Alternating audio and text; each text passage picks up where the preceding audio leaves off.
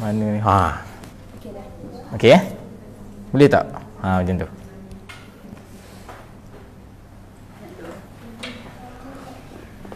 Boleh? Assalamualaikum warahmatullahi wabarakatuh. Alhamdulillah. Alhamdulillah wassalatu wassalamu ala Rasulillah wa ala alihi wa sahbihi ajma'in. Kalau tak pakai ni dengar? Nanti. Okey. Saya alhamdulillah wassalatu wassalamu ala Rasulillah wa ala alihi wa sahbihi ajma'in. Takut ni. Masih. Baik. Ini kali pertama saya bagi kuliah dekat sini dengan meja yang baru. Kali terakhir saya bagi sebelum saya pergi ke Edinburgh dulu. Jadi sebagai perkenalan ni, saya tak tahu macam mana nak mula kan. Nama saya Faiz. Untuk orang yang semuda macam saya, panggil saya Faiz. Tak payah panggil ustaz pun tak apa. Dan kepada orang yang baru berkenalan dengan saya graduan UIA. Kira senang cakapnya, saya kerja dengan Ustaz Syahri sebagai dia punya RA dia, Research Assistant.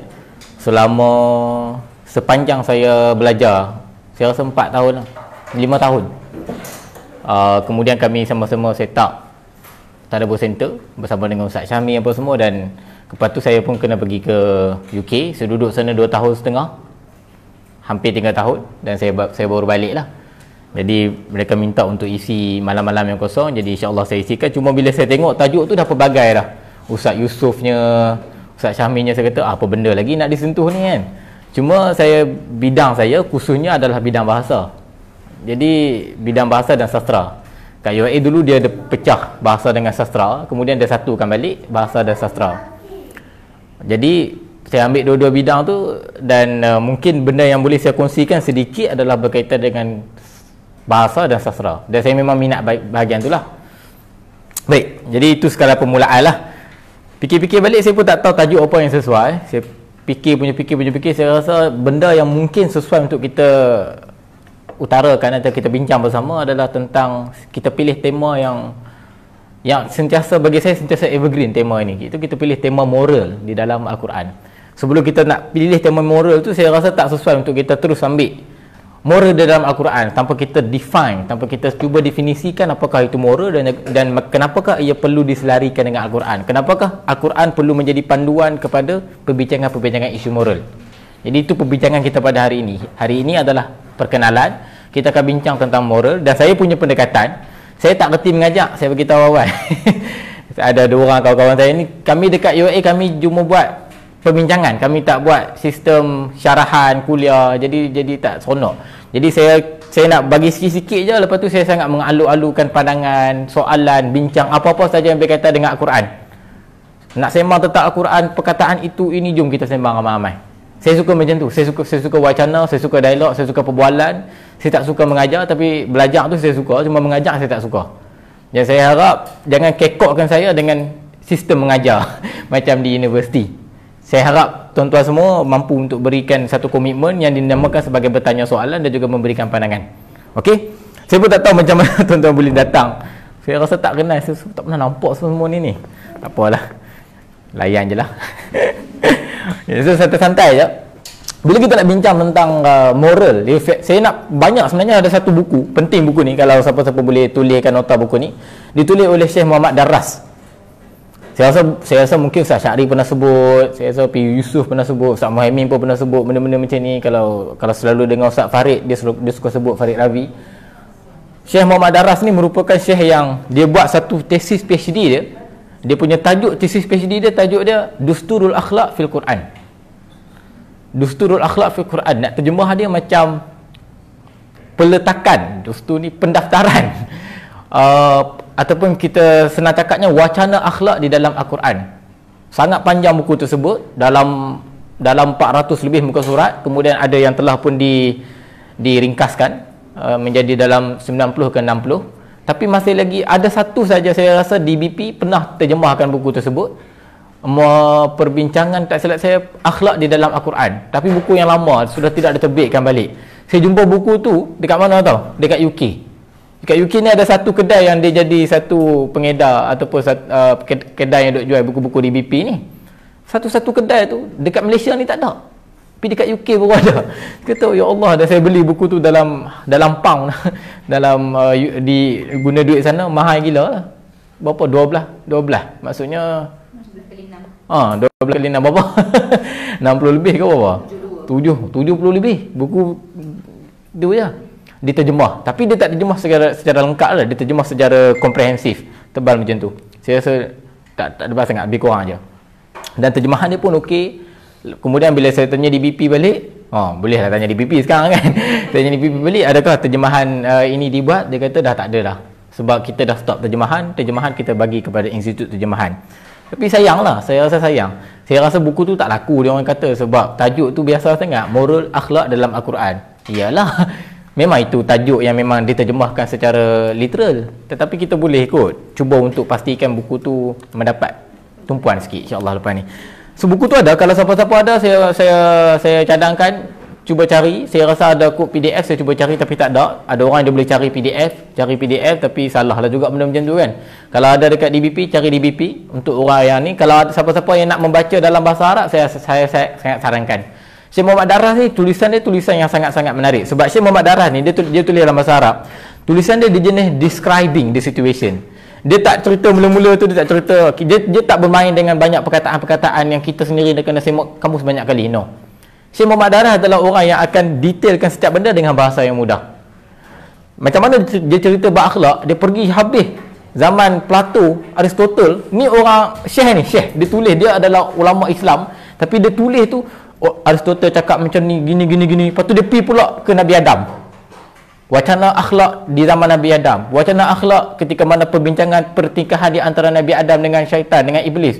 Dia pergi ke situ, dia bawa datang satu titik pertemuan wacana akhlak di dalam Al-Quran menurut zaman moden. Sangat seronok. Tapi letih lah sikit. Tapi saya sangat seronok sebab saya rasa itu adalah satu pertemuan. Satu-satunya kitab, satu-satunya kajian yang mengetengahkan wacana akhlak di dalam Al-Quran. Dia ambil Al-Quran, dia tarik semua ayat-ayat tentang akhlak, kemudian dia bincang. Satu-satunya kitab. Kita ada banyak tafsir sebelum ini, tapi tak fokus kepada itu. Antaranya tafsir Ar-Razi. Tafsir Ar-Razi banyak cerita tentang akhlak, ethics dalam bahasa Inggeris. Tapi dia tak fokus kat situ. Contohnya surah Al-Imran dia cerita bab akhlak, tapi dia masuk surah Al-Kahfi, dia lupa nak sentuh bab akhlak. Biasalah tafsir Ar-Razi ni kita boleh katakan tafsir yang cerita semua benda tanpa ada tumpuan. Orang kata semua ada dalam tafsir Ar-Razi ni kecuali tafsir. Kritikan ulama kepada tafsir Ar-Razi sebab dia adalah orang yang dia panggil istilah dulu autodidak lah. Dia very encyclopedic orangnya. Dia akan catat semua benda yang dia rasa. Dan dia adalah seorang ulama, bila dia menulis tafsir, dia menulis atas apa yang dia ingat dan atas apa yang dia ingin sampaikan. Dia tak ada sistem, tak ada metodologi. Selalunya kan kalau nak tulis tafsir, kita kena ikut metodologi dia. Bahasa, fokus pada bahasa. Jangan melangkau pergi tempat lain. Melancau dah jadi istilah. Ada orang call. Tak apalah. Tak penting. Okey. Melangkau pergi ke tempat lain. Kemudian kalau kita tengok balik cara dia tulis, dia akan tulis apa saja yang ada dalam kepala dia. Contohnya perkataan alhamdulillah. Ni Ar-Razi punya style. Alhamdulillah, segala puji. Tapi sebelum itu kita pergi kepada perkataan hamdun yang digunakan oleh zaman Arab Jahiliyah. Apakah yang mereka maksudkan dengan perkataan hamdun? Ahmadu, nahmadu, hamdan.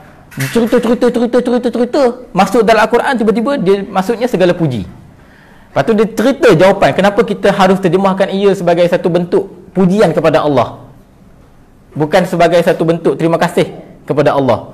Kenapakah ada dua maksud perkataan ini? Itu saja kat 4 muka surat. Saya kata, ya Allah, letih baca tafsir Ar-Razi. Siapa-siapa nak beli tafsir dia tu, kalau yang lengkap tu panjang, memang sangat-sangat Mafatihul Ghaib nama tafsir dia. Pintu ataupun pembuka kepada keraiban satu-satu benda. Okey. Dan dia adalah seorang teologis lah, dan saya tak nafikan dia adalah seorang ahli falsafah. Baik. Itu adalah antara yang awal lah, antara yang zaman klasik yang berbicara tentang akhlak. Kemudian kita ada Al-Ghazali. Tapi dia tak keluarkan tafsir secara penuh. Al-Ghazali ni tafsir yang tak lengkap. Al-Ghazali dia banyak cerita tentang akhlak dalam Ihya Ulumuddin, dalam perbicaraan tentang Al-Kimia As-Sa'adah, dia cerita tentang akhlak secara umum. Sehinggalah zaman di mana saya ingat, ini setahu saya lah, zaman Ibnu Ashur. Ibnu Ashur adalah orang yang dia orang bahasa. Dia akan detailkan perkataan tu, dia akan terjemah perkataan tu, dia akan define perkataan tu, dia akan i'rab perkataan tu, kemudian dia akan selitkan sedikit dengan wacana akhlak. Sebab zaman dia adalah zaman yang dia melihat bahawa Al-Quran sentiasa dibicarakan di bilik-bilik kuliah, tapi tidak dibicarakan di luar, tidak dikaitkan dengan tindakan-tindakan manusia. Itu adalah concern Ibnu Ashur, dan dia adalah orang yang pakar dalam maqasid syariah. So dia perlu linkkan perbincangan tafsir pergi kepada maqasid syariah. Dan itu yang menarik tentang Ibnu Ashur. Dia ada pandangan-pandangan yang agak aneh, agak unik, tetapi dia mempunyai satu objektif yang sangat-sangat jelas tentang kenapa dia perlu menuliskan tafsir. Antara tafsir yang saya rasa sangat berbaloi baca tafsir Ibnu Ashur, tak payah baca tafsir tak payah, bukan tak payah, maksudnya dia dah cover semua. Tafsir Ibnu Ishaq dah cover, tafsir apa lagi, dia dah cover dalam tu semua tafsir-tafsir yang strong-strong ni, semua dia dah cover, dia letakkan dalam tafsir dia, kemudian dia bagi dia punya komentar. So siapa baca tafsir Ibnu Ashur, alhamdulillah selesai banyak tafsir. Sebab dia pun kuat, dan dia adalah antara tafsir yang sangat bagus footnote dia. Okey, ni pergi ambil di mana, ni ambil di mana. Dan saya sangat sarankan membaca tafsir Ibnu Ashur. Bahasa Arab dia bahasa yang mudah, tak ada jago-jagoan, dia tak macam tafsir Az-Zamakhsyari. Tafsir Az-Zamakhsyari ni baca tu macam tak faham apa sangat. Orang yang belajar bahasa Arab pun tak faham bahasa Arab, tak faham baca dia, apatah lagi orang yang tak tahu, yang background dia bukan bahasa Arab, saya rasa macam lost. Dia adalah dia orang sastra. Jadi bila dia bicara tentang Al-Quran, dia macam cakap dalam bahasa dia tapi cakap sastra. Pening lah. Dia boleh selamba je buat syair daripada ayat surah Luqman. Dia selamba buat syair daripada perkataan Rahman. Tu orang marah dia. Dia ni macam cuba nak menandingi Al-Quran, kata orang kepada tafsir Az-Zamakhsyari. Sebenarnya tak. Dia terlalu asyik dengan kelembutan dan juga keindahan bahasa dia. Tapi Az-Zamakhsyari ni bila ada satu bahagian, dia akan terlalu dia akan menonjollah kemuktazilahan dia tu. Dia Mu'tazilah dalam segi akidah. So ada beberapa part dia akan tunjulkan sedikit. Tapi dalam bab yang lain dia banyak cerita tentang bayan. Dia adalah tafsir pertama yang menceritakan tentang keindahan bahasa. Okey. Kemudian kita pergi itu secara umum lah, dan dia ada sentuh sikit tentang akhlak. Itu secara umum. So kita nak pergi tentang akhlak ini ataupun moral ini, kita kena bincang apakah itu moral, apakah itu akhlak, apakah itu etik, apakah itu, macam mana kita nak terjemah dalam bahasa Melayu, apakah itu perkataan yang terbaik dalam bahasa Melayu. Pandangan. Perkataan akhlak nak terjemahkan dalam bahasa Melayu, orang guna perkataan akhlak balik. Dia asal harap bahasa Melayu apa dia? Perkataan yang sesuai untuk bawa dalam perbincangan. Peribadi. Peribadi jadi sendiri kan? Sikit lagi. Adab bahasa Arab. Budi. Perkataan budi. Siapa yang mula memperkenalkan perkataan budi, dia mewacanakan perkataan budi setanding dengan perkataan akhlak, siapa dia? Zakbar. Zakbar dia bicara tentang budi. Dia kata budi ni satu perkataan yang tak dipinjamkan daripada mana-mana bahasa.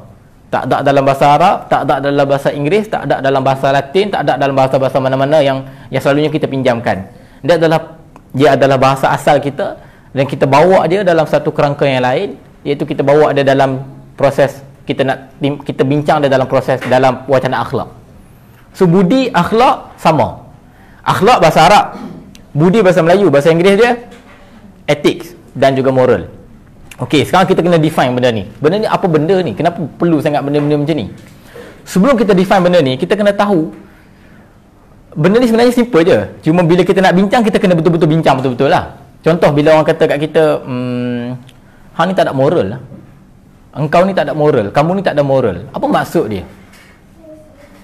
Apa maksud bila seseorang kata kepada kita, engkau ni tidak ada moral?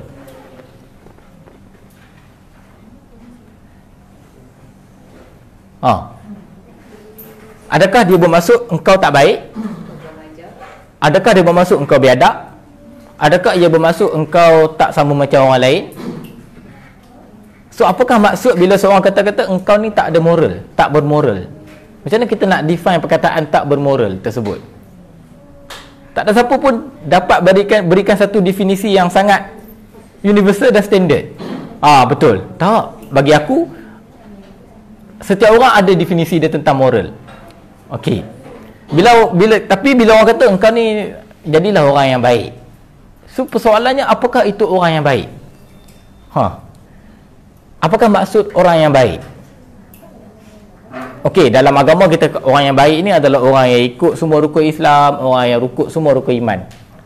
Okey, baik. Tapi kalau dia ikut semua rukun Islam, dia ikut semua rukun iman tapi dia still tak baik, adakah dia cukup untuk dikategorikan sebagai orang yang baik? Belum tentu. Kalau dia ada sikap biadab dengan ibu dia, dengan keluarga dia, dia tak hormat orang, tak hormat orang tua-tua, dia ikut semua rukun Islam, dia sembahyang 5 waktu apa semua, okey, tak ada masalah, tapi dia still tidak dikategorikan sebagai orang yang baik. Ada masalah-masalah macam tu kan. Sekali lagi kita bicara tentang moral. So moral, definisi moral adalah tentang nak membicarakan tentang baik dan buruk. Itu saja. Kita bincang tentang moral, kita nak bincang apakah itu kebaikan, apakah itu keburukan, dan macam mana setiap orang mendefinisikan kebaikan dan macam mana setiap orang mendefinisikan keburukan. Dekat UK ada satu isu yang sangat-sangat hangat sampai sekarang. Dia isu tu sampai sekarang tak settle. Isu tentang bila timbulnya wacana tentang hak asasi manusia. Semua orang menuntut kami ada hak kami sebagai orang kami ada hak kami. Baik, bila timbul isu hak asasi manusia ni, okey, kita pun okey, fine, hak asasi manusia. Ambillah hak kita sebagai seorang manusia kan. Hak orang miskin, hak kanak-kanak, hak orang kelainan upaya, hak orang tua-tua. Tak ada masalah. Tapi apabila timbul satu isu, sebagai contoh, saya bagi contoh dekat UK ni kan, dan dekat Europe lah, globally dia dah mula dah, tentang gugurkan kandungan. Ibu yang tidak ada suami, yang tak tahu pun ayah dia siapa kepada anak yang dikandungkan tu, dia nak gugurkan kandungan. Baik, sekarang kita nak ibu yang nak gugurkan kandungan, dia tuntut hak dia sebagai seorang ibu yang tidak ada pasangan suami. Dia tuntut hak dia untuk ada kebebasan untuk gugurkan kandungan. Dia nak legalkan gugurkan kandungan tu. Dia gunakan justifikasi apa? Dia sebagai hak seorang ibu yang tak mampu nak tanggung anak ni kalau dia lahirkan anak ni. Yalah, budaya sana lah kan. Okey. Dia gunakan justifikasi hak asasi manusia. Macam mana kerajaan pening? Macam mana nak buat? Bagi dia, gugurkan kandungan dalam keadaan dia tahu dia tak mampu nak tanggung anak tu, dia tak ada duit nak tanggung anak tu, dia pun tak tahu, dia masih lagi, kebanyakannya budak sekolah dan juga budak baru masuk universiti yang nak gugurkan kandungan ni kan, yang masih lagi duduk belajar apa semua, dia ada hak untuk gugurkan kandungan untuk mengurangkan beban dia. Okay, kerajaan kata macam mana nak bagi ke tidak, tapi dalam masa yang sama orang marah. Gugurkan kandungan berarti membunuh budak tu. So kebaikan tu didefinisikan setiap orang sebagai subjektif. Bagi aku, kebaikan adalah untuk aku adalah kebaikan bagi aku adalah untuk gugurkan anak ni. Tapi bagi orang lain, kebaikan tu perlu diutamakan adalah untuk anak tu. So sekarang ni pening. Dia orang nak legalkan, orang-orang ini marah. Kita Persatuan Islam dekat sana memang tak bagilah. Dia bagi justifikasi dia. Dan itu adalah apa yang berlaku dekat UK. Dan apa yang berlaku dekat UK yang jarang kita bincangkan dekat negara kita adalah isu LGBT ni. Bila orang gay, lesbian minta hak mereka dekat sana, mereka hidup secara aman. Okey, mereka boleh kahwin, mereka boleh buat macam-macam. Tetapi timbul isu apabila mereka nak anak. Isu moral mula timbul. Wajarkah kita create budak tu bukan daripada kaedah yang betul? Adakah itu dikira sebagai satu kebaikan? Jadi pening. Sekarang ni mereka tak boleh nak buat apa-apa law yang berkaitan sebab semuanya terlalu subjektif. Dan sekarang ni isu hak asasi manusia adalah isu yang boleh digunakan oleh siapa-siapa sahaja. Aku nak hak aku, engkau nak hak engkau. Semuanya sangat-sangat subjektif. Dan benda ni berlaku secara global. Cara yang paling terbaik, ini dibincangkan oleh Syekh bin Bayyah, antara seorang ulama kontemporari yang hidup lagi pada hari ini. Cara yang paling terbaik untuk kembalikan nafas kemanusiaan, nafas humanity, kata Syekh bin Bayyah, adalah kembali kepada kitab agung Al-Quran bagi semua orang Islam. Tak boleh setiap orang define, ni baik bagi aku. Tak boleh setiap orang simply define, ni baik bagi aku. Tak boleh semudah-mudah macam tu. Rujuk Al-Quran, standardize semua benda. Sebab itu kita bincangkan tentang moral dalam Al-Quran, akhlak dalam Al-Quran. Bila kita balik kepada Al-Quran, okay, Al-Quran kata no, then no. Whatever your justification is, then no. Al-Quran kata yes, then follow. Benda-benda macam tu lah. as simple as that lah yang kita nak bincang. Sebab itu saya mulakan wacana moral sebab benda ni penting. Dan hari ni semua orang akan aku nak buat benda ni sebab bagi aku benda ni okey bagi aku. Semua orang mahu justifikasikan apa yang dia lakukan atas dasar moral. Bagi aku benda ni bermoral. Contoh, seseorang dia memperjuangkan aku memperjuangkan orang-orang miskin di satu kampung. Dia memperjuangkan hak mereka, mereka tak dapat cagaran dan sebagainya. Kemudian bila dia pergi, dia cakap dengan orang itu orang tua daripada dia, tapi dia cakap dalam bahasa kurang ajar. Dia melakukan sesuatu perkara yang baik, tapi adakah dengan cara yang bermoral ataupun tidak? Persoalan itu sentiasa menjadi wacana pada hari ini. Sebab itu kita kena balik kepada Al-Quran. Ramai orang nak melakukan kebaikan, tetapi tak ramai orang mahu melakukan kebaikan dengan cara yang baik. Ramai orang mahu menuntut keadilan, tetapi tidak ramai orang yang mahu menuntut keadilan dengan cara yang baik, dengan cara yang bermoral. Dan semua orang nak buat benda-benda yang okey. Aku nak buat benda ni okey, aku nak buat benda ni, tapi aku tak mampu nak buat. Tapi tak semua nak fikir macam mana nak buat dengan cara yang baik. So moral, dia bukan hanya tentang apa yang engkau nak buat. Moral adalah tentang bagaimana engkau melakukannya. Itu adalah moral. Apakah beza moral dengan ethics dalam bahasa Inggeris? Macam berat lah pula, tak apalah no. Kesian kan, apa abang tu dia pegang kepala. Sorry, saya tak tahu macam mana nak apakah beza moral dengan ethics? Moral ni dia adalah individu. Selalunya kita pakai individu. Contohnya, apalah ustaz ni tak ada moral langsung. Tapi bila kita nak bincang tentang ethics ataupun kita terjemah sebagai etika dalam bahasa Melayu, dia selalunya bersifat kolektif, berkumpulan. Ethics di dalam pejabat, ethics di dalam organisasi. Dia tapi sebenarnya sama je. Etik ni adalah tentang panduan macam mana kita nak melakukan sesuatu dengan aras yang betul, dengan laras yang betul, dengan undang-undang yang dengan cara yang betul. Okey, itu adalah etik. Okey. Boleh Okey, cantik. Jadi bila Syekh Muhammad Darras menceritakan tentang akhlak dalam Al-Quran, dia punya pertemuan dia sangat-sangat menarik. Sayang kita tak didedahkan. Pertemuan dia, UiA gunakan dia punya kitab sebagai sebagai silibus. Kami punya subjek akhlak dengan Islamic ethics. Kalau dalam Inggeris gunakan dia punya kitab lah. Dia punya pertemuan sangat-sangat interesting. Dia kata daripada A sampai Z tidak ada langsung gap yang luas yang Allah biarkan, yang mana Allah tidak membicarakan tentang moral dan akhlak. Faham tak maksudnya? Tidak ada langsung gap yang luas yang Allah kosongkan di mana Allah tidak membicarakan tentang akhlak dan moral. Hampir setiap babak dalam Al-Quran, hampir setiap lantunan dalam Al-Quran, ayat dia lah kan dalam bahasa Arab, Allah akan repeat tentang moral. Setiap surah ada isu moral. Setiap surah ada isu moral. Dia kata tidak ada surah yang tidak ada isu moral.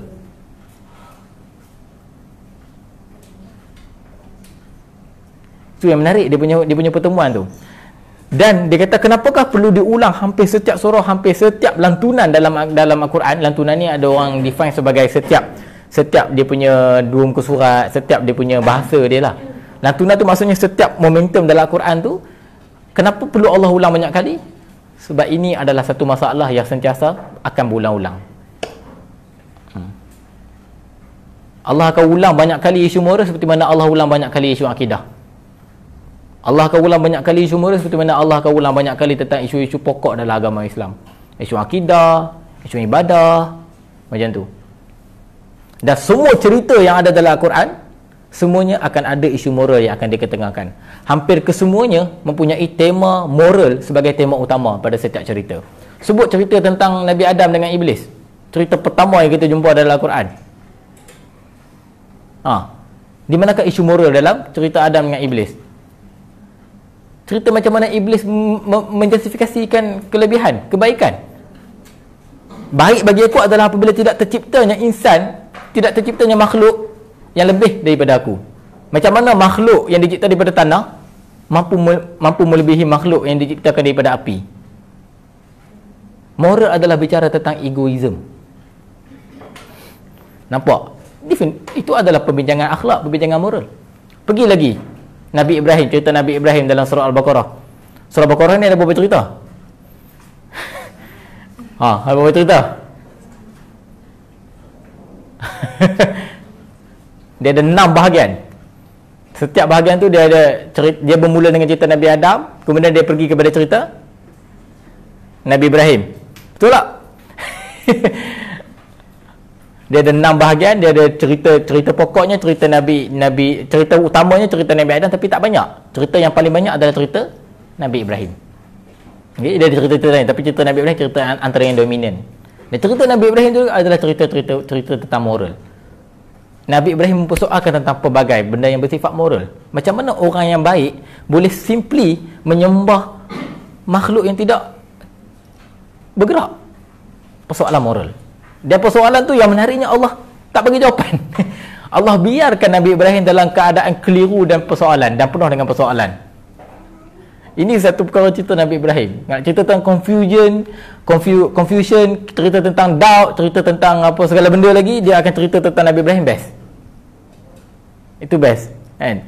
Kita Nabi Ibrahim, kita boleh katakan perjalanan seorang insan itu bermula dengan persoalan dan juga kekeliruan. Dan insan yang paling terbaik untuk kita follow, untuk kita idolakan, untuk kita tengok model macam mana insan yang sentiasa bertanya soalan adalah Nabi Ibrahim. Yang saya seronoknya bila saya tengok cerita Nabi Ibrahim ni, Allah sengaja tunda tau jawapan tu. Allah biar dia duduk dalam keliru, dia cari-cari sendiri, jumpa orang, tanya pokok, tanya alam. Berbanding dengan Nabi-Nabi lain, Allah segera kan. Tapi Nabi Ibrahim Allah sedikit tunda sikit. Bukan tak bagi, tapi biarkan supaya nak bagi kita ambil ibrah. Adakah duduk dalam kekeliruan dan juga persoalan itu adalah satu dosa besar dan juga satu kesalahan? Tak. Adakah bertanya adalah satu kesalahan? Tak. Adakah memikirkan adalah satu kesalahan? Tak. Adakah fikir apa orang tak fikir itu satu kesalahan? Tak. Itu adalah Nabi Ibrahim lah. Baik. Itu pertemuan kedua dia. Hampir setiap latunan ada isu moral, setiap surah ada isu moral, pertemuan kedua dia. Dan ketiga dia, setiap cerita ada isu moral. Setiap cerita. Okey? Faham tak bila kita cakap isu moral ni isu apa? Isu moral ni isu akhlak lah. Isu akhlak. Bila kita bincang bab akhlak ni, dia bukan semudah-mudah macam saya salam orang, saya hormat orang, saya bagi salam kat orang, saya tunduk jumpa orang. Dia tak semudah itu. Bila orang buat macam tu, dia berakhlak baik, tapi akhlak dia lebih dalam daripada itu.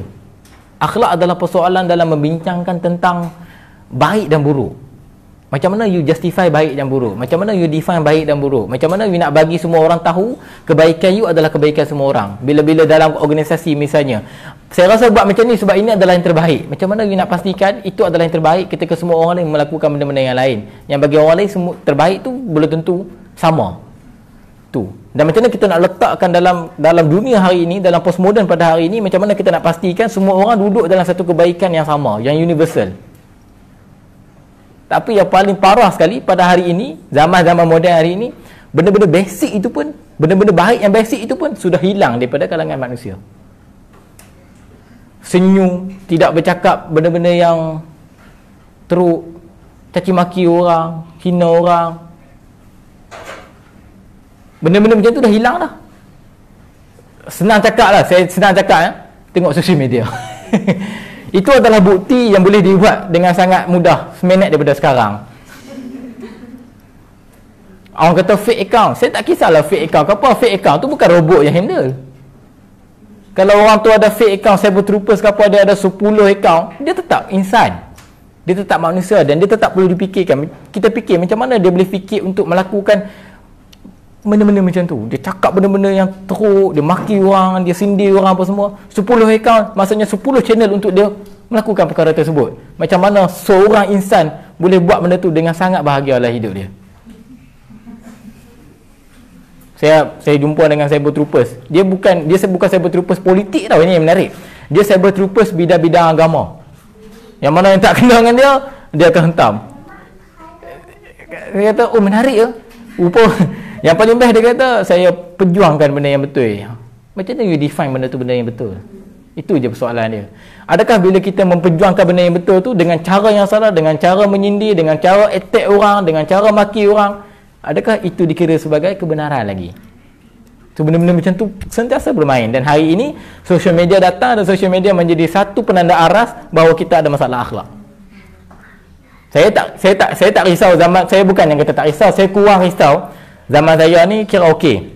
At least zaman saya ni pernah hidup dalam zaman yang tak ada social media. Kita memang marah, mak ayah kita marah. Kalau kita tak hormat dia pun, mak ayah kita memang akan kau-kau marah kita. Orang tua-tua akan marah kita. Saya fikir zaman yang budak-budak sekarang ni, yang kanak-kanak tu, yang hari ni dia dah nampak YouTube. Dia nak membesar macam mana 10 tahun akan datang. Saya tak tahu macam mana moral dan akhlak mereka akan membesar.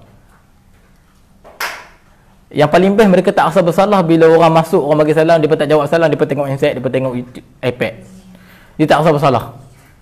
Tak jawab salam tu adalah satu benda yang tak okey. Tak apa, masuk aku nak main game. Benda-benda macam ni kecil daripada itu sekarang budak berapa tahun. Macam mana dia orang besar nanti? Terah hari ni pun kita dah alami isu moral. Bayangkan kanak-kanak yang akan membesar. Kita akan jadi tua dan kita lah yang akan berinteraksi dengan mereka. Good luck saya ucapkan kepada diri saya sendiri.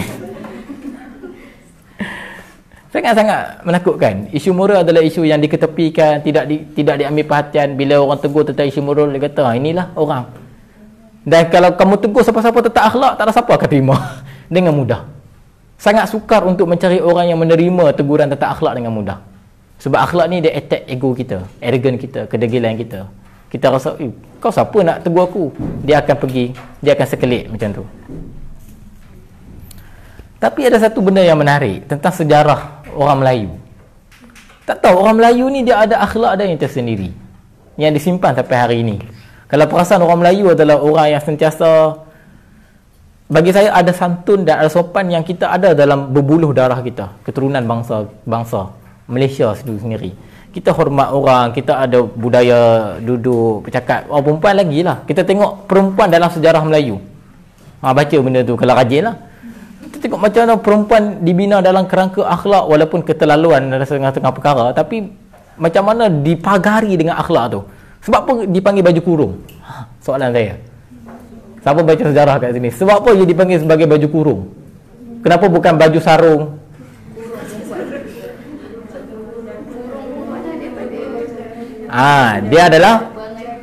Dia dalam falsafah baju kurung, dia mengurung perempuan itu dengan syariat. Wah, pakailah baju kurung. So sama dia jubah dengan baju kurung kan. Jubah memang tak ada maksud lain. Jubah tu maksudnya pakaian lah. Tapi kurung dia ada falsafah dia. Dia mengurung perempuan itu dengan syariat. Baju Melayu 5 butang. Apa dia punya maksud? 3 poket 5 bintang. 5 bintang 5 butang. 5 butang merujuk kepada 5 rukun Islam. Sebab tu dia mesti 2, 3 kat sini. Dia jaranglah orang buat bukan 5. Kecuali yang Johor tu kan 1. Kan? Tapi mostly dia 2 dan 3. Lepas tu 3 poket. Sebab apa? Tolong ketepikan trend-trend zaman sekarang ni lah yang macam-macam style kan. Tapi kat mana pun butang tu still 5 saya tengok kan. Still 5 lah. Kalau tapi yang baju Melayu yang basic dulu, kita ada 5 butang dengan 3 poket. 3 tu merujuk kepada apa? Tunjang agama. Akidah, ibadah dan akhlak. Akidah ke atas, akhlak dengan ibadah kena di bawah. Poket tu tempat kita seluk dia. Ini cerita orang lama-lama. Baca satu novel. Nama dia Manikam Kalbu. Saya tak mau sebut nama penulis dia, tapi Manikam Kalbu lah. Dia cerita tentang dunia jahitan Melayu zaman dulu. Orang dulu bukan senang nak menjahit, tapi setiap jahitan tu ada dia punya falsafah dia. Okey, menarik ya? Dan itu, so kita ada beberapa bahasan kita tentang sejarah, tentang akhlak. Akhlak ni etik ni saya malah cerita benda berat. Plato dah bincang, semua benda dah bincang. Satu tokoh yang sangat besar kita nak bincang tentang etik ni. Etik ni akhirnya dia pergi jauh daripada intelektual. Contoh kita tengok mak ayah kita orang yang, kalau mak ayah duduk kampung, duduk buat bendang, kebun getah, macam mak ayah saya ni orang menoreh getah. Orang Kedah lebih memotong getah. Okey. Depa ni tak baca buku banyak-banyak, tak mengaji sampai dapat doktor. Tak mengaji, biasalah kan orang kampung mengaji apa benda, duit pun tak ada. Tapi tak pernah maki orang. Sangat-sangat baik, sangat-sangat hormat orang. So macam mana moral dia terbina? Adakah moral ni perlu dibina dengan ilmu? Tapi mak ayah saya tak Ayah saya mula boleh baca Quran umur 45. Sebelum tu tak tahu apa-apa pun tentang huruf bahasa Arab. Mak saya yang duk ajak. Macam mak saya hero lah. Kan? Tapi saya nak cerita, saya fikir mak ni dengan ayah ni tak ada apa pun. Baca tu boleh mula membaca umur 40 ke atas. Nak kata tulis, nak cerita tentang tafsir ke apa benda tak ada. Tapi langsung tak pernah melanggar batas-batas moral. Sehingga kan saya terfikir moral ni dibina atas asas apa? Adakah seseorang tu bila dia membaca banyak buku dan kitab, dia boleh membina moral dia? Boleh tentu kan? Berapa ramai orang yang banyak membaca dan banyak ilmunya, tetapi sikit moralnya. Kata Shahnon. Dan hamka. Ramai orang yang dia ada banyak masuk dalam kepala. Hamka ayat dia best. Banyak benda yang dimasukkan dalam kepala, tapi tak banyak benda yang dimasukkan dalam hati. Best ayat dia. Boleh cari buku peribadi. Cerita. So, akhirnya kita bincang, rupa-rupanya moral tidak dibina dengan ilmu semata-mata. Moral dibina dengan pendidikan, persekitaran. Kerana zaman dulu tidak ada isu biadab dengan orang tua. Siapa yang berani masuk rumah orang tua tak bagi salam. Siapa? Memang cari pasal. Disebabkan zaman dulu kita sangat bertindak tegas terhadap moral, maka ia dibina dalam pendidikan suasana itu sendiri. Rupanya moral tidak hanya terbina dengan intelektual. Ya, teruskan membaca, teruskan kita berintelektual, kita ada ilmu, tapi moral tidak bergantung kepada itu semata-mata. Dan tokoh yang tidak dibicarakan tentang intelektual, dia bukan orang intelektual. Dia bukan orang yang berbicara tentang benda-benda yang besar, benda-benda yang sangat-sangat rumit. Tapi beliau dipanggil Allah sebagai hakim. Orang yang bijaksana. Siapakah dia? Luqmanul Hakim. Kalau kita baca kisah Luqmanul Hakim dalam Al-Quran, tengok perbincangan Luqmanul Hakim. Simple je. Hang buat satu benda, ingat Tuhan. Hang buat benda tak ingat Tuhan, hang rugi. Simple. Mesej yang sangat simple, tapi Allah gelar dia sebagai Al-Hakim. Tak ada tokoh dalam Al-Quran yang Allah gelar sebagai Al-Hakim kecuali Luqmanul Hakim. Kita panggil dia sebagai Luqmanul Hakim. Itu kalau kita tengok cerita dalam hadis pun sama. Macam mana semua cerita-cerita tentang macam mana manusia ini sangat struggle dengan akhlak dia. Kan yang cerita tentang dia bawa anak dia tu kan dengan keledai tu kan. Dia letak anak dia kat kedai, orang kata anak dia teruk. Dia letak dia dalam kedai, orang kata dia teruk. Dia tak ambil, dia tak letak dua-dua atas kedai, kata dua-dua orang teruk. Dua-dua orang tak naik, semua bodoh. Semua teruk. Jadi itulah orang. Dia akan cari, itu orang dia akan cari antara tiga benda, watak dia, anak dia dengan kedai. Ini menarik kalau kita ambil dia, anak dia dengan kedai. Ada tiga subjek. Subjek selalunya akan ada dua subjek kebaikan, akan ada satu subjek keburukan. Yang orang akan tengok tetap walaupun subjek kebaikan tu dominan. Keburukan walaupun ia minoriti, ia sentiasa mendapat perhatian. Kebaikan walaupun ia majoriti, ia sentiasa diketepikan. Dalam macam-macam keadaan sekalipun. Okey, saya nak masuk surah An-Naba, tuan-tuan dan puan-puan. Saya tak tahu. Dah 8. Okey, saya nak masuk surah An-Naba sebenarnya. Baik. Habis isu moral kat situ. Kita bincang tentang isu moral apa semua. Saya dah ada soalan tak? Tak ada? Okey. Tadi kan yang Pak I cakap pasal apa tadi? Yang pasal Syekh bin Bayah tadi tu kan, yang pasal standardise kefahaman nurul Al-Quran tu semua tu kan. Jadi macam mana kita nak bezakan dalam zaman sekarang dengan sistem pembodohan? Sistem pembodohan. Bagaimana kita nak mengatakan bahawa standardization kefahaman nurul Al-Quran itu bukan satu sistem pembodohan? Ini kalau bukan orang Islam. Iyalah. Faham. Dia masalah standardize, dia tak perlu ada sistem. Standardize doesn't mean that kita kena ada sistem. Standardize ni maksudnya kita letakkan prinsip-prinsip Al-Quran yang Al-Quran berikan dan kita sama-sama follow benda tu. Dan prinsip tu tak banyak pun. Contohnya Al-Quran dia akan ulang benda tu direct dan tak perlu huraian. Contoh, jangan kuajar dengan ibu ayah. Settle. Betul. Kemudian jangan kuajar kepada pasangan masing-masing. Jangan Al-Quran dahulukan jangan kuajar kepada isteri tau. Kemudian Al-Quran sembang tentang taat kepada suami. Kita kena faham yang mana keutamaan tu. Itu je. Dan benda tu direct, dan benda tu tak perlukan penjelasan. Al-Quran kata jangan cakap dekat ibu. Dekat ibu apa? Settle. Tak perlu pun kita nak kata macam mana kalau cakap macam mana? Tak boleh, tak payah. It's very simple, very direct. Dan Al-Quran bila dia cakap bab moral yang sangat masalah, dia akan cakap direct. Kita cakap contoh dalam surah Al-Kahfi ini, saya menarik. Dia bermula dengan surah Al-Kahfi, ada perkataan ahsanu amala. Siapakah antara mereka yang amalan mereka yang terbaik? Dalam surah yang sama dia ada perkataan ahsana amala. Mereka yang struggling untuk menjadi baik. Beza dia kat mana? Ahsanu dengan ahsana. Ahsana jadi fa'il yang sentiasa bergerak, kita kena sentiasa buat, continuing. Kan? Struggling untuk jadi baik. Dan ahsanu orang yang nak terbaik di antara yang baik-baik. So dia adalah proses yang saling melengkapi. Takkan ada satu garis, okey ni yang terbaik dah, no. Setiap orang mesti sentiasa untuk menjadi baik. Dan saya suka bab moral sebab dia takkan ada okey aku dah jadi baik. No, dia tak ada macam tu. Dia tak ada garis tamat. Dia adalah proses yang berterusan. Okey? Dan dia tak perlu jadi dalam sistem. Contohnya model, kita tak perlu keluar macam, saya tak suka budaya-budaya model moral. Kita kena ikut sistem dia macam ni ikut Al-Quran. Tak. Bila kita sebut standardized guna Al-Quran, Al-Quran hanya bagi prinsip dan kita follow. Macam mana hang nak comply that prinsip, ikut masing-masing.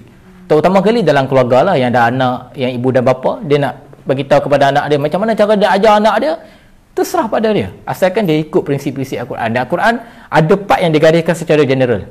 Sebagai contoh kebaikan, dia kata Al-Kahfi, saya cerita Al-Kahfi sikit sebelum saya masuk An-Naba. Al-Kahfi ni cerita masalah rumit, kerumitan, konflik. Daripada awal, masalah politik, macam mana orang muda tak boleh nak stand up for themselves, dia orang terpaksa lari. Masalah politik. Kemudian cerita tentang apa lagi? Masalah ekonomi, masalah materialistik, masalah kapitalistik, kapitalism. Dia cerita semua masalah. Kemudian masalah keraguan, masalah manusia, Nabi Musa dengan Nabi Khidir. Nabi Musa ni isu moral, macam mana nak define benda betul dengan benda yang salah. Kemudian dia cerita pula masalah-masalah kemalasan, sikap manusia, semua nak minta tolong kat Nabi Khidir. Semua cerita masalah. Itu semua cerita masalah yang akan kita hadapi pada akhir zaman. Sebab surah Al-Kahfi adalah surah yang ada kaitan dengan akhir zaman kan. Dan kita dalam, kalau kita baca surah Al-Kahfi, kita tak betul-betul baca, kita rasa macam habis tu solusinya macam mana? Allah akhirkan semua konflik ini dengan satu ayat last sekali. Buatlah kebaikan. Teruslah buat kebaikan dalam keadaan situasi ini ada di hadapan kamu semua. InsyaAllah. Itulah yang akan menjadi balasan. Itulah yang akan menjadi ukuran bagi Allah. Rupa-rupanya situasi tu tak akan reda pun. Tak akan pulih pun. Kita akan menghadapi benda tu setiap masa. Saya bukan nak bagi hilang harapan kepada kamu semua, tapi itulah dunia pada hari ini. Kita akan hadapi baik macam mana pun keadaan, kita akan hadapi benda-benda macam tu. Dan Allah bagi satu kunci. Setiap individu itu struggle lah untuk buat kebaikan. Survive by doing a good deeds, good things. That's it. Itu yang saya kata, banyak-banyak benda tu. Ayat last sekali Allah cerita satu, sekejap habis. Cuba tengok cerita last sekali surah Al-Kahfi. Itu yang menarik tu, kita bincang kan kelas kita dekat UAE. Itu adalah bendanya. Dan Allah tak kata sistemnya semua macam tak. Allah bagi satu kebaikan. Dari kita kebaikan tu macam mana? Okay.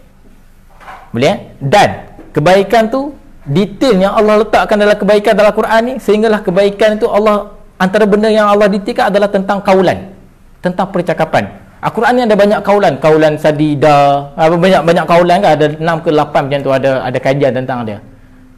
Tetapi itu sebab percakapan ni, kaulan ni adalah benda yang paling payah nak dibuat. Dan benda tu adalah benda yang paling, kalau siapa moral, itu adalah pengukur dia. Dia cakap benda yang okey, dia cakap benda yang bagus, maka itu adalah pengukur dia. Kaulan ni benda yang paling payah nak buat lah, percakapan. Dan Allah tegur Nabi. Allah tegur Nabi bukan hanya percakapan je, hanya kerana Nabi lupa nak bagi bila orang tanya kan peristiwa Maktum tu kan, dia tanya Nabi lupa nak kalih kat dia je. Tu je. Padahal dia tu buta.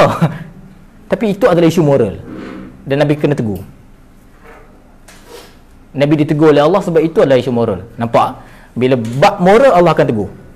Direct, spesifik. Sebab moral tu penting. Okey? Ada lagi part yang saya nak sentuh sebelum saya masuk surah Naba ni. Wahyu pertama. Wahyu pertama adalah Iqra. Tu wahyu pertama sampai ayat 5 ke 7. Ada dua pandangan kan, ada kata 5, ada kata 7. Okey, Iqra bismi rabbikal ladzi khalaqal insana min 'alaq. Khalaqal insana min 'alaq adalah isu moral. Syekh Muhammad Darah kata itu adalah satu kefahaman kepada semua orang supaya dia tak kuajar kepada orang lain. Semua insan diciptakan daripada origin yang sama. Khalaqal insana min alaq. So tak ada siapa lebih daripada orang lain. Itu adalah asas kepada wacana moral. Kemudian wahyu kedua ada banyak khilaf. Wahyu kedua sebab dia ada gap tau. Wahyu pertama, wahyu kedua tu ada gap. Dia cerita yang antara gap tu menarik juga kalau nak ulang pun. Nabi pernah pergi kat Jabal Rahmah masa tu nak bunuh diri sebab tak faham apa yang berlaku. Tiba-tiba ada orang suruh baca, ada benda, ada malaikat dia kata apa ni, dia pun tak tahu kan, suruh baca tu tak ada explanation tentang apa yang perlu dibuat apa semua. Dia pening, dia pernah nak bunuh diri, baca Rahim Maktum, sampailah akhirnya Allah turunkan wahyu yang selepas itu, wahyu yang sangat moral. Ya ayyuhal mudassir qum fa'anzir wa rabbuka fakabbir wa thiyabaka fatahhir. Apa pasal wahyu kedua tu wahyu yang cakap tentang kebersihan, isu moral. Dan semua ayat tu semua ayat yang berbentuk instruction, direct to the point, pendek-pendek. Ini hang kena buat. Tanya sangat apa nak kena buat kan? Ni kena buat. Qum fa'anzir wa rabbuka fakabbir wa thiyabaka fatahhir. Semua benda tu kena buat. 7 ayat ke 8 ayat surat saya. Itu adalah Nabi dapat tu dan lepas tu wahyu turun direct. Lepas tu turunlah Al-Fatihah apa semua. Isu moral. You need to be someone yang ada moral yang tinggi. Itu daripada segi wahyu pertama saya dah sentuh. Betul atau macam tak ikut flow, tak apalah. Okey, kemudian dalam banyak-banyak surah tu, saya ada banyak surah sebenarnya yang kita boleh sebut isu moral ni. Kita boleh mula pada Al-Baqarah. Kita tak payah ambil semua detail. Tapi kita boleh ambil 1, 2, 3. Cuma untuk memudahkan keadaan, kita mulakan dengan juzuk 30 lah. So untuk kelas ni, untuk kelas pertama ni, habis berapa? 9.30. Okey lah, 20 minit tu kita sembang-sembang lah lagi. Untuk pertama ni kita akan mula dengan surah An-Naba. Surah An-Naba ni saya tak akan detail lah setiap, cuma kita akan cari manakah isu-isu moral yang Allah sebutkan dalam surah An-Naba ni. Okey, surah An-Naba ni isu moralnya adalah ayat pertama tu. Ketika Allah memulakan sesuatu perkara dengan menggambarkan tentang orang-orang yang bertanya soalan. Amma yatasaalu, tentang apakah yang mereka tanyakan. Amma yatasaalu. Yatasaalu ni apa maksud yatasaalun? Dia bukan bertanya soalan saja, dia push dengan soalan-soalan dia tu. Ada orang yang yas'al. Okay, dia bertanya soalan, fine. Tapi yatasaalun, dia adalah satu tindakan di mana dia keep bertanya soalan, dia push orang untuk menjawab soalan-soalan dia. Dia menggambarkan macam mana orang bertanya soalan kepada Nabi. Nak sangat jawapan, tak sabar-sabar nak tunggu jawapan. Itu perkataan yatasaalun. Dan kalau kita baca yatasaalun tu, dekat sa tu kita kena panjangkan. Sebab apa kita kena panjangkan? Ada banyaklah qiraat, ada dia punya explanation dia. Antaranya sebab dia nak menunjukkan betapa banyak kali dan berulang kalinya orang ni bertanya soalan. Tu antara sebab kenapa ada sa tu. Okey. Mereka bertanya tentang anin naba'il azim, tentang khabar-khabar yang besar. So persoalan ataupun sikap bertanya soalan tu adalah isu moral. Kenapa isu moral? Kerana contoh saya bertanya soalan. Saya bertanya kawan, okey, Hanis. Saya tanya Hanis, macam mana gini. Dia kata, sekejap saya cari jawapan. Tapi saya tak bagi dia ruang pun untuk cari jawapan. Tak sampai 2 minit saya tanya lagi. Macam mana ni? Ada masalah moral kepada orang yang bertanya soalan. Kadang-kadang orang salah faham. Saya ingat orang bentang masa saya ingat dekat Birmingham kan, orang bentang, orang kritik Al-Quran. Orang kata, saya tak ingat nama profesor tu. Dia kata, Al-Quran ni orang tanya soalan pun dia nak marah. Dia ambil perkataan yastasaalun tu literal by the translation. Dia tak faham konteks ayat tu. So kena explain balik macam tu lah. Dia bukan orang yang bertanya soalan biasa. Dia adalah orang yang bertanya soalan dalam keadaan push. Sampai kan orang tak sempat sabar, nanti kita bagi jawapan, dia tak boleh. Dia akan tanya. Sebab apa dia tanya banyak kali? Bukan dia nak jawapan. Dia nak burukkan, dia nak bodohkan orang. Dia nak bodohkan orang bila orang tak dapat bagi jawapan. Dalam keadaan ni dia nak bodohkan dah. Kan? Mereka bertanya soalan tentang apa? Tentang berita-berita yang besar. Itu adalah isu moral. Okey. Kemudian dan kalau kita tengok ada tasa'alu, kemudian surah ni pun surah yang banyak juga isu-isu moral. proses bertanya soalan adalah proses pembinaan moral. Saya nak tekankan benda tu lah. So moral tak dibina dengan masuk kelas refleksi moral. Tak ada kaitan dengan tu. Walaupun tajuk yang moral, belum tentu korang balik ni saya sendiri pun bermoral tinggi tau. Moral, pembinaan moral terbina dengan bertanya soalan. Sebab itu kalau kita perasan, saya perasan kan, kalau budak-budak tanya soalan moral tau. Ibu, kenapa uncle tu buat macam ni? Ibu, kenapa? Semua soalan moral. Dia akan tanya soalan kenapa, sebab dia mencari benda yang boleh diciptakan dalam pemahaman dia. Kenapa kena bagi salam? Kenapa kena tunduk? Kenapa kena salam? Kenapa ibu marah kalau tak pandang? Dia jadi macam tu. Dia akan tanya soalan macam tu. Saya ingat anak buah saya kalau tanya soalan macam tu, ada kadang-kadang saya pun marah kat kak saya, kata janganlah tak layan. Kak saya pun janganlah tanya soalan tu. Janganlah macam tu. Very important untuk jawab soalan tu. Soalan tu memang leceh bagi kita, tapi soalan tu very important untuk mereka. Sebab mereka masih tak digest isu-isu moral. Isu-isu moral ni terbina prosesnya lama. Dan semua soalan-soalan budak, semua soalan-soalan moral. Soalan-soalan berkaitan dengan benda-benda basic yang kita leceh, kita rasa, ya Allah, dia ni soalan dia. Tak. Bagi mereka itu penting. Seru. Banyak pun saya tahu kalau mak-mak kat sini mungkin dia ada pengalaman, confirmnya. Nak melayan tu, jenuh. Teman-teman on the way buat kereta kan, duduk sebelah, ya Allah, soalan dia. Kadang-kadang soalan, kenapa merah kena berhenti? Tapi itu soalan moral. Dia masih lagi nak buy in the process of following rules tu. Kenapa perlu, soalan dia sebenarnya kalau kita ubah perkataan isu moral, kenapa perlu mengikut peraturan? Bau. Besar soalan tu. Tapi masa dia tanya soalan tu semua, alah dia ni kan, dalam keadaan letih-letih apa semua. Tu lah, itu isu moral. Semua kanak-kanak kan, kajian kanak-kanak yang mula bertanya, semuanya bertanya isu moral. Sebab proses bertanya adalah proses pembinaan moral. Dan kita sampai besar pun kita akan bertanya moral. Cuma soalan kita dulu dah tinggi lah. Kita kadang-kadang terfikir kenapa orang boleh bawa kereta laju-laju. Itu soalan-soalan kita. Semua soalan-soalan moral. Setiap persoalan yang kita ada dalam dunia ni, kebanyakannya persoalan-persoalan moral. Dia akan balik kepada persoalan moral. Macam mana, kenapalah orang ni selamba je boleh buang anak kan, malam keluar pula beritahu buang anak kan. Semua isu moral. Tak payah nak sembang kadar sebab apa, sebab gini. Yes, ada sebab dia, tapi kok mana pun isu moral. Tindakan setiap insan, setiap individu tu, dia memang isu moral.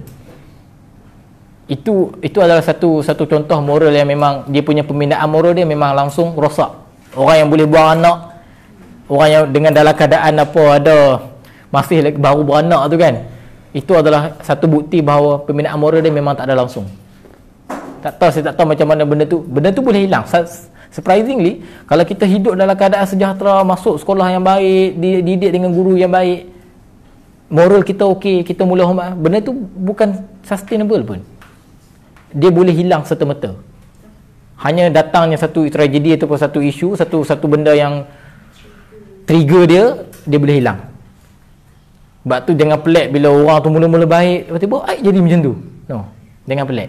Isu moral adalah isu yang belum tentu selamat selama-lamanya. Kita rasa, aku dah faham dah buat baik ni macam mana, aku boleh buat baik.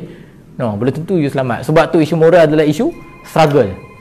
Isu struggle setiap masa. Okey. Pada ayat 2 dan 3, contohnya ayat Anin Naba'il Azim allazi hum fihi mukhtalifun, ia adalah isu tentang adanya hari akhirat. Ini sebenarnya isu moral tau. Cuma dia isu moral okey, saya cerita macam mana dia boleh jadi isu moral. Apakah view orang-orang jahiliah tentang kehidupan selepas kematian?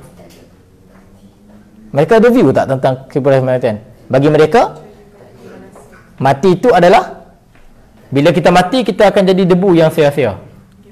Sebab itulah mereka sanggup, mereka tak ada masalah nak buat apa-apa kejahatan pun. Sebab bagi mereka benda tu tak penting. Aku buat jahat, aku bukan dapat apa. Biar aku kau hidup dengan puan-puannya, sebab lepas mati kita tak ada apa. Sebab itu dalam surah Al-Fatihah Allah kata Malik Yaumiddin, Tuhan kepada hari pembalasan. Konsep pembalasan tu adalah konsep yang perlu diperkenalkan kepada orang Arab jahiliah. Sebab mereka tidak ada konsep hari pembalasan tu. Mereka rasa macam apa yang mereka lakukan ni tidak akan dinilai, tidak akan diperhitungkan.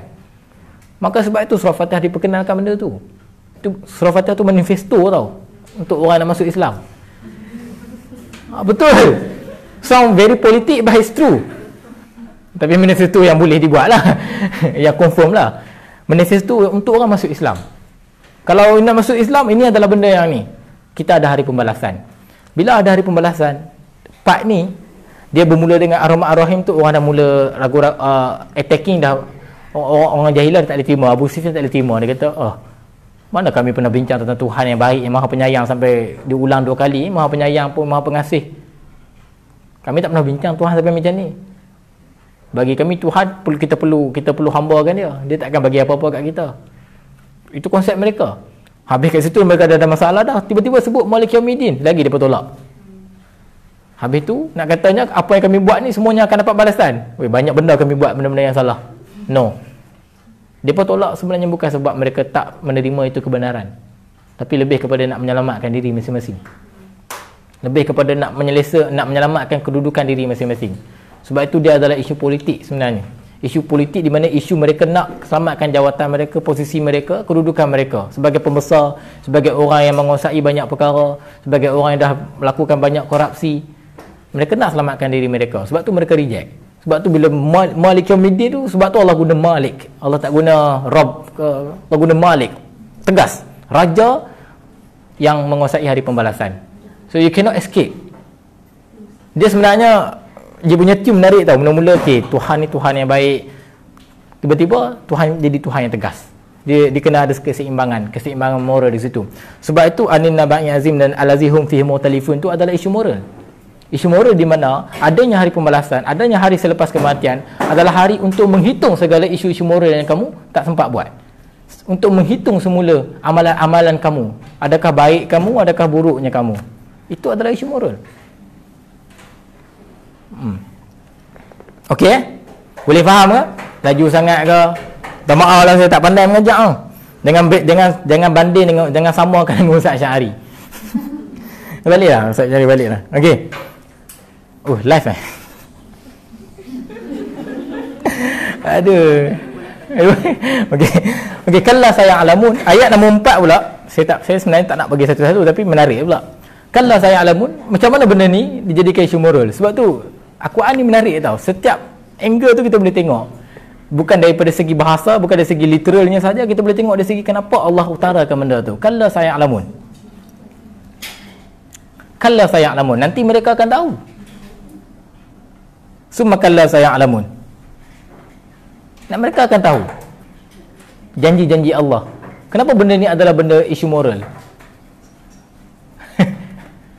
Sebab manusia bila tak diberikan penjelasan, bila tak diberikan jawapan, mereka tak dapat apa jawapan yang mereka nak, jawapan yang mereka mampu puas hati mereka, manusia akan kehilangan moral. Percayalah cakap saya. Bila seseorang bertanya, bila orang bertanya macam mana, dia tak dapat jawapan apa yang dia nak dalam kepala, dia akan jadi manusia yang tidak bermoral. Dia akan marah, dia akan kebanyakannya datang daripada jawapan-jawapan yang tidak memuaskan hati. Tapi kalau orang tu tanya untuk dapat jawapan semata-mata, dia memang nak tahu jawapannya apa, dari segi ni dia akan taat, tak ada masalah. Tapi Allah ulang 2 kali, maksudnya mereka ni memang menimbulkan sesuatu kerana mereka tak tahu pada waktu yang mereka nak tahu. Allah kata mereka akan tahu. Dan lepas tu Allah akan ceritakan macam mana alam naj'alil arda mihada. Allah ceritakan tentang keadaan macam mana Allah jadikan bumi ni. Allah jadikan bumi ini sebagai hamparan. Semua cerita-cerita macam tu. Saya nak sentuh, ada beberapa benda saya nak sentuh tentang ayat nombor 6, 7. Okey.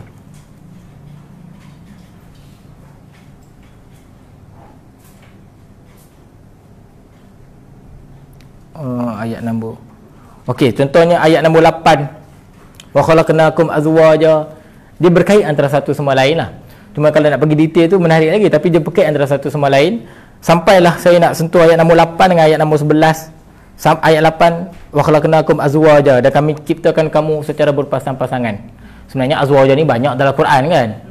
Tapi tentang perkahwinan, cerita sikit. Perkahwinan ni adalah isu moral. Perkahwinan adalah satu ruang di mana setiap pasangan itu akan lebih diuji moral dia. Percayalah cakap saya. Perkahwinan adalah satu ruang di mana setiap pasangan itu akan lebih diuji moral dia, sama ada isteri ataupun suami. Sebab itu orang yang berkahwin adalah orang yang sentiasa akan berlawan dengan diri dia sendiri. dia kadang-kadang akan geramnya aku kan, tapi dia lawan masing-masing. Sebab itu adalah isu moral. Siapa yang nak test moral dia, kahwin lah. Berani kahwin lah. Kalau dia bujang ni nak stres pun stres kat orang lain kan, kawan-kawan kan. Tapi kalau duduk dah berkahwin, stres dengan orang dalam rumah sendiri, yang kita tidur dengan dia, yang kita hidup dalam rumah sendiri. Sekarang setiap benda, setiap saat kamu diuji dengan moral kamu. Sabarkah kita? Saya bukan nak kata teruknya perkahwinan, tapi saya cakap saya, perkahwinan adalah isu moral. Perkahwinan adalah isu untuk menguji moral kita. Moral tu kesabaran, tahan untuk tidak melakukan sesuatu yang salah. Dia adalah isu moral. Benda-benda kecil je kadang-kadang. Isu kahwin ni, dia baik dengan wala semua dia baik, tapi memang kat pasangan dia sendiri dia jadi jam. Dia selalunya macam tu. Orang lain semua okey, baguslah aku tolerate, sangat boleh tolerate, tapi memang kat suami ke isteri sendiri, jam. Saya pun macam tu, pasangan pun macam tu, dia akan jadi macam tu sebab dia adalah isu moral. Dia adalah pertembungan moral. Selamat bertanding dan selamat berjuang dengan diri sendiri dalam perkahwinan. Siapa yang tak kahwin lagi, good luck. Okey. Tanda sikit kan. Okey. Saya rasa tak ada apa. Ada ayat nombor 31 37, ada sikit. Saya dah sentuh banyak ni. Ayat 18.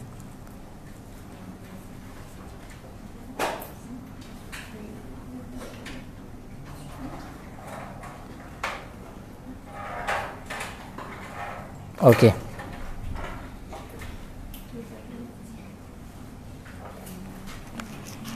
Kalau cerita tentang syurga, Allah mulakan dengan azab. Macam mana kita nak tengok isu moral dekat situ? Kemudian Allah cerita pula tentang nikmat syurga kan. Macam mana kita nak tengok isu moral dekat situ? Dia mesti ada isu moral. Tak buat benda, dan kenapa kita bincang dalam konsep keseimbangan moral. Sebab tu saya cerita benda-benda macam ni. Dan Al-Quran ada nada dia. Sebagai contoh kan, saya cerita tentang Mudassir tadi kan, contoh budak. Macam mana kita nak ajar budak, anak kita ke adik kita ke yang kecil-kecil, untuk ajar dia betul-betul untuk ajar dia lah. Contohnya, dia lupa bagi salam. Masuk rumah orang, dia lupa bagi salam. Dia masuk macam tu je. Kita nak ajar dia bagi salam. Pertama kita akan cakap bagi salam, dan kita nak dia buat segera benda tu kan. Saya nak dengar segera, abah nak dengar segera. Bagi salam dan cakap benda tu kuat-kuat. Budak tu kata, saya cakap sesuatu pun bagi salam juga kan. Kita nak dia cakap kuat-kuat. So benda-benda macam ni yang kita katakan penegasan terhadap moral. Ada setengah budak memang kita kena ajar macam tu, supaya dia sedar benda tu penting. Dan kadang-kadang itulah keseimbangan moral yang ada. Kadang-kadang kita lembut manjakan, kadang-kadang kita kasarkan sikit, garangkan sikit. Dan itu adalah nada Allah apabila membicarakan tentang konsep balasan. Allah mulakan dengan balasan-balasan yang sangat-sangat keras, kemudian Allah cairkan dengan balasan-balasan nikmat yang baik. Dan itu adalah keseimbangan moral. Sebab tu saya antara kritikan terhadap negara-negara barat, negara-negara maju ni, bila mereka bincang tentang hak asasi manusia, mereka terlalu terbuka. Sampai ke sekarang mereka ada masalah dalam sistem pendidikan. Bila budak-budak tanya soalan tentang benda-benda yang sangat-sangat basic, dia tanya soalan, contohnya dia kata, bolehkah saya bercinta dengan kawan saya sendiri lelaki? Budak-budak tanya soalan, macam mana cikgu nak jawab? Benda-benda moral dah jadi satu benda yang sangat-sangat complicated dekat sana. Mereka dah tak ada satu garis tentang moral. Moral ni ada dua mazhab. Dalam sepanjang dunia, sepanjang perbahasan moral betul-betul pegang, dia ada dua mazhab. Mazhab pertama dia panggil apa dia punya ayat dia? Subjektivism, ataupun dia ada istilah dia. Saya. Moral ni adalah subjektif. Semua orang ada hak untuk menentukan moral masing-masing. Yang ini apa yang dipegang oleh Eropah dan juga negara-negara maju. Mereka ada masalah benda ni. Semua orang ada hak untuk mendefinisikan moral masing-masing. Yang kedua, ini mazhab yang paling dominan sebenarnya. Yang ni minoriti je, tapi disebabkan dipegang oleh negara-negara yang maju, so dia jadi ni. US pun pegang ni. Yang kedua adalah moral yang essentialism. Dia moral yang kita ada standard dia, ada universal dia. Semua orang setuju bunuh bayi dalam kandungan adalah satu kesalahan. Tak kisahlah atas dasar apa sekalipun, membunuh insan yang tidak bersalah adalah satu kesalahan. Dan follow je yang tu. Itu adalah essentialism. Kita letakkan satu garis panduan. Dan itu adalah apa yang agama adalah. Cuma persoalannya adalah kebanyakan negara-negara yang tidak ada panduan agama ini, mereka meletakkan atas neraca pertimbangan mereka sendirilah sebagai manusia. Mereka tak mengambil macam kita letak Al-Quran sebagai okey, Al-Quran kata no, Al-Quran kata yes, then. Itu penting. Itu adalah dia panggil moral wahyu. Moral tu bersandarkan wahyu. Dan ini benda yang perlu dipertekankan lah. Kita akan bincang lepas ni banyak. Dalam surah Nazi'at ada 3 ayat. Kemudian kita akan pergi kepada surah At-Takwir. Surah Abasa pun ada beberapa ayat tentang moral. Saya ada buat video tapi saya pilih satu ayat aja. Tapi lepas ni kita akan bincang sikit-sikit tentang moral, macam mana moral. Saya tak akan ambil semua ayat. Ini tematik punya style kan. Kita bincang isu-isu moral. Dan saya harap tuan-tuan dan puan-puan boleh suarakan tentang apa-apa saja isu moral. Nak cerita tentang kat mana isu moral dalam kisah Nabi Yusuf, kita boleh bincang. Kat mana moral dalam kisah Nabi Musa, kita boleh bincang. Dalam kisah Nabi sendiri, Nabi kita Nabi Muhammad pun ada isu-isu moral, kita boleh bincang. Okey? Saya harap sangatlah apa yang saya cakap ni difahami, no. Laju sangat dah saya pun macam-macam tak bererti sangat. Okey, ada soalan, kita sembang lah. Tak payah serius sangat. Saya ni tak apa nak ustaz sangat tu yang tak ni. Ada soalan tentang moral, tentang apa, tentang Al-Quran?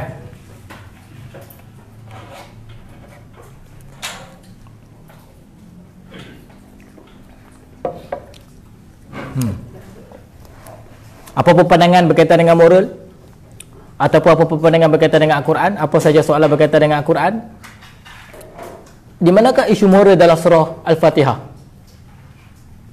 Saya yang kena tanya soalannya. Bagi saya isu moral dalam surah Al-Fatihah, Malik Yaumiddin, tepat. Pembalasan berdasarkan isu moral. Lagi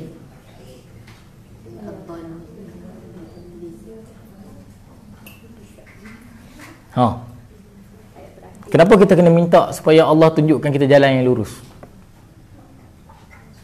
Itu adalah struggle isu moral. Kita struggling untuk pastikan kita buat benda yang baik. Dan itu adalah satu manifestasi. Moral ni dia bukan moral dalam Al-Quran ni dia bukan macam ini ayat tentang moral, cerita tentang dia bukan macam tu. Dia adalah sudut pandang. Moral adalah satu sudut pandang. Dia adalah satu perspektif yang kita kena tengok. Kemudian daripada Malik Yaumiddin sampai bawah sebenarnya banyak isu moral. Malik Yaumiddin adalah isu moral. Iyyaka na'budu wa iyyaka nasta'in adalah isu moral. Kenapa Allah gunakan na'budu tak gunakan a'budu? Kenapa ramai? Kenapa kita yang kena menyembah? Kenapa perlukan ramai orang? Kenapa perlu berjemaah dalam menyembah? Kenapa iyyaka nasta'in? Kenapa kolektif? Benda tu dibuat secara kolektif sebab dia adalah isu moral. Orang yang tak fikir tentang orang lain adalah orang yang tidak bermoral. Orang yang fikir tentang orang lain, hajat orang lain buat kebaikan, hajat orang lain menyembah Tuhan, tak pentingkan diri sendiri, adalah orang yang bermoral. Itu isu-isu macam tu. Ihdinas siratal mustaqim. Kita sama-sama minta supaya kita berada di jalan yang betul. Siratal ladzina an'amta 'alaihim ghairil maghdubi 'alaihim waladdallin. Kita semua struggle untuk tidak berada di jalan yang antara yang Tuhan marah ataupun kita sesat terus. Kita sangat-sangat struggle untuk berada dengan tengah-tengah. Dan itu adalah isu moral. Macam mana kita nak struggle diri kita untuk pastikan kita berada di atas paras moral yang baik. Dan benda itu bukanlah macam kecilnya, tak, luas. Tapi selalunya pada semakin akhir zaman kita akan semakin mudah untuk tidak bermoral. Isu-isu moral diketepikan. Percayalah, banyak isu moral diketepikan. Tak bincang lagi. Dan kalau orang sembang bab akhlak ke bab moral ke, orang kata benda tu bosan benda tu, dan kau siapa nak cakap benda tu? Sebabkan kita siapa tu lah kita bukan tempat siapa tu lah kita nak cakap benda-benda macam tu. Itu antara isunya. Okey. Al-Fatihah banyak juga sebenarnya tu. Itu satu kuliah lagi. Tapi tak boleh cerita lah pasal bahasa tu kan, tapi fokus bab moral je. So faham moral tu apa? Beza moral dengan etik, moral dan akhlak. Siapakah? Akhlak ni dia perkataan tu asal daripada mana? Khalaqa kan? Dalam Al-Quran dia guna perkataan apa? Ada tak perkataan akhlak, khalaqa tu maksudnya apa? Penciptaan. Kenapa? Apa kaitan dengan akhlak? Kenapa perkataan khalaqa, penciptaan, digunakan untuk perkataan akhlak? Tercipta dari environment ataupun apa?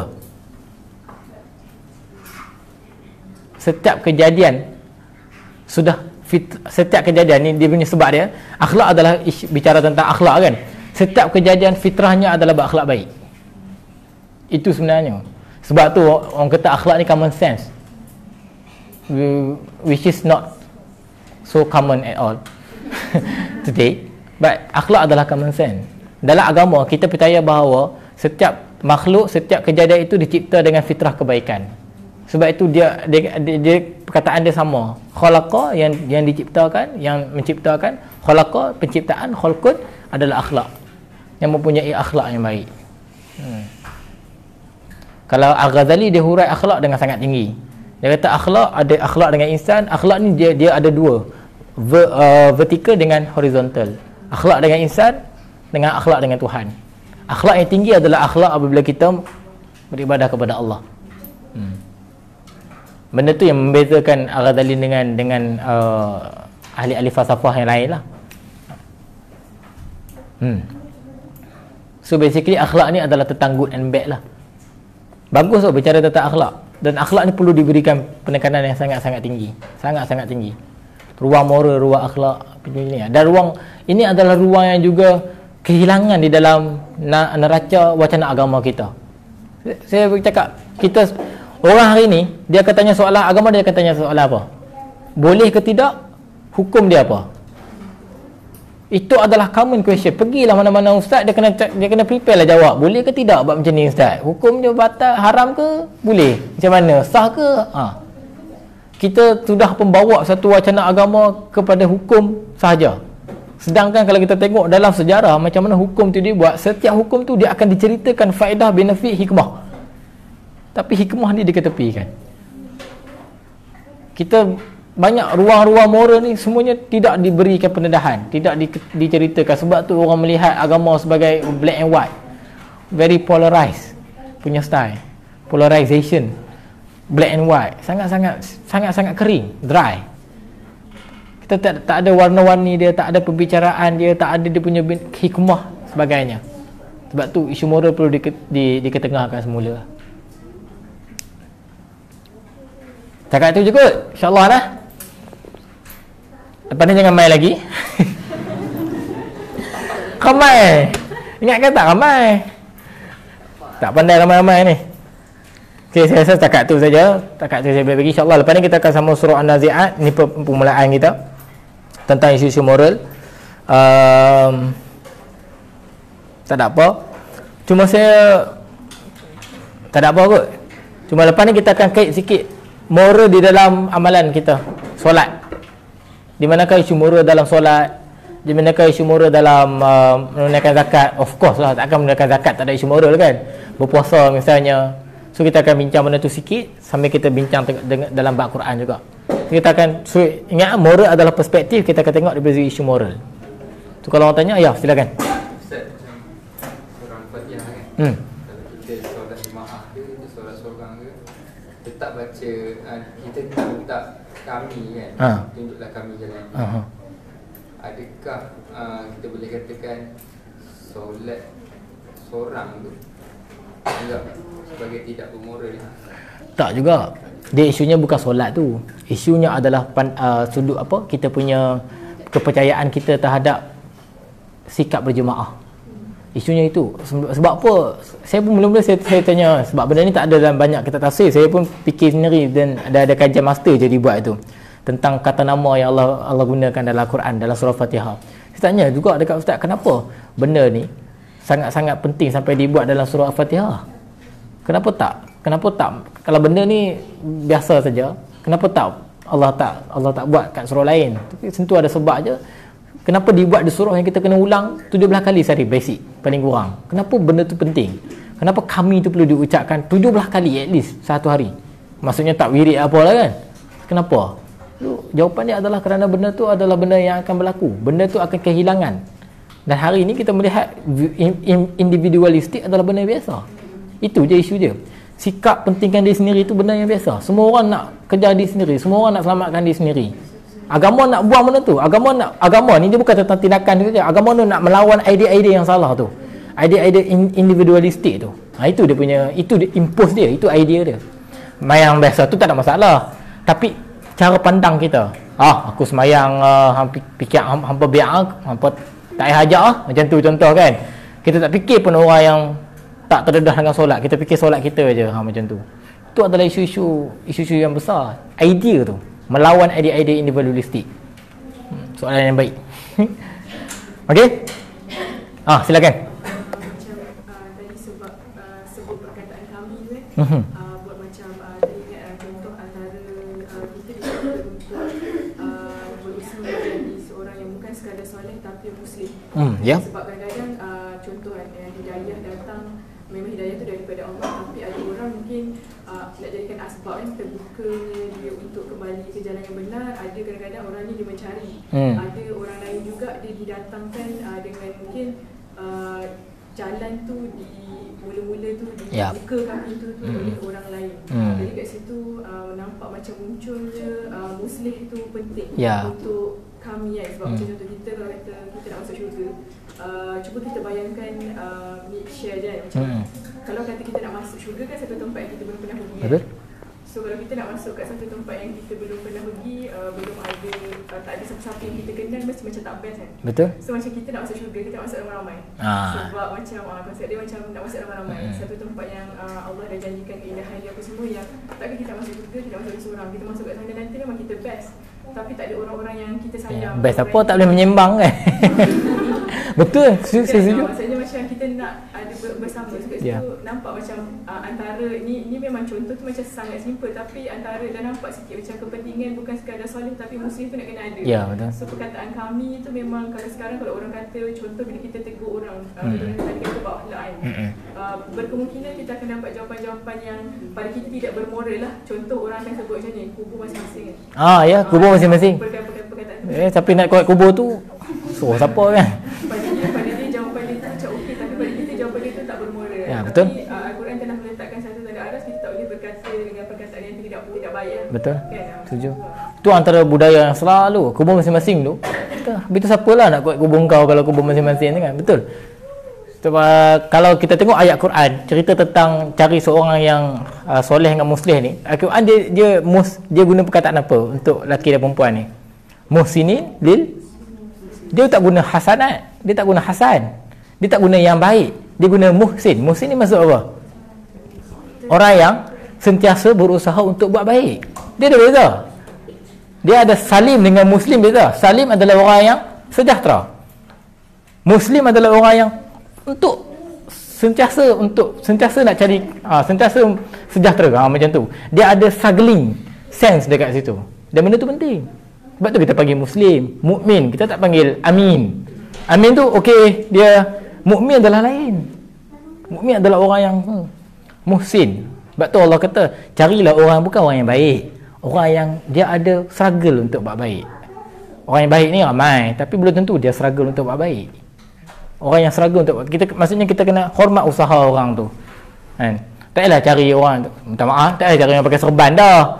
Cari orang yang struggle untuk buat baik, insya-Allah okey. Ramai orang dia tengok benda tu sangat-sangat superficial, sangat surface. Dia kata, aku nak cari yang baik. Tak, bukan macam tu. Dia benda tu luas lagi. Kalau macam tu siapa nak kahwin dengan orang-orang yang baru nak berubah? Nampak. Okey. Saya berhenti, tapi kita sembang kalau nak sembang Allah wabillahi taufiq hidayah. Assalamualaikum warahmatullahi wabarakatuh. Sebab tak mau live. Terima kasih. Tutup Ustaz. Apa ni?